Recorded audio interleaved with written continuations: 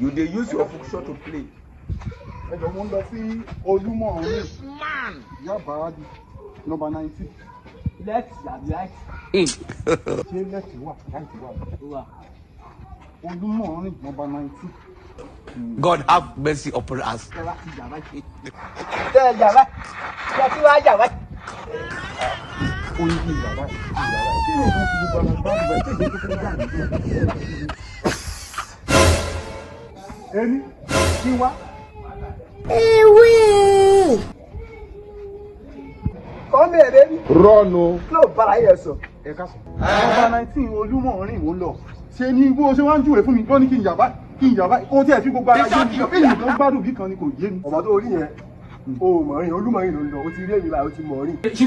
Ṣé o dájú ni o rí bí wèrè ọ̀bọ yẹn? You dey wine? Ìyẹn wèrè, èmi wèrè, ìwọ wèrè, wèrè wá pé wèrè wèrè. Are you playing? So ya wèrè. It is smoky, bro.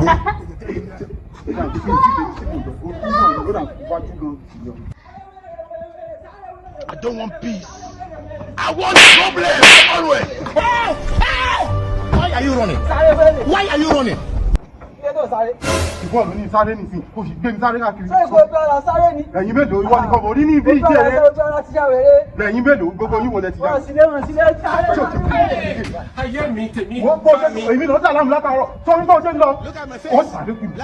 Kill a lot of people. You dey use your function to play. Ẹ̀ka sọ. Ẹjọ́ number 19 Olúmọ̀ ọ̀rìn mò ń lọ. Ní Yaba. Fúnkẹ́. Wàhálà. It is smoky, bro. Ṣé ìrògò báyìí? Àtàrà ti lọ. He shot you. Ọ̀gbọ́n nígbà tí Tẹ́mi wá pè mí láàárọ̀ kùtùkùtù tó ní wá gba wọn sẹ́wọ̀n Tẹ́mi náà wá sì torí ẹ̀ tí wọ́n ń sáré káàkiri. Táwọn obìnrin ní àbí mi ò lè àbí ẹ tó pè mí kó tí ì wá jẹ́ mi gan wọ́n báyìí.